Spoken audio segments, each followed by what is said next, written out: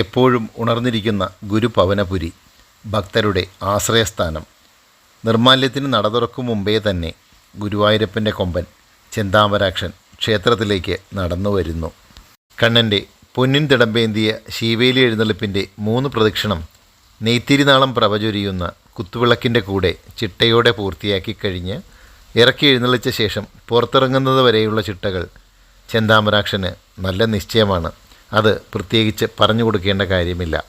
കണ്ണൻ്റെ പേര് പോലെ തന്നെ പ്രൗഢിയുള്ള പേരുള്ള കരിവീരൻ, വളർന്നു വരുന്ന യുവ കോമളനായ കൊമ്പൻ. പ്രമുഖ ബിൽഡർമാരായ Sobha developers group chairman, Palakkad Pallavur Puthan Naduvakkattu ചെന്താമരാക്ഷ Menon ഗുരുവായൂരപ്പൻ്റെ നടക്കിരുത്തിയ ആന.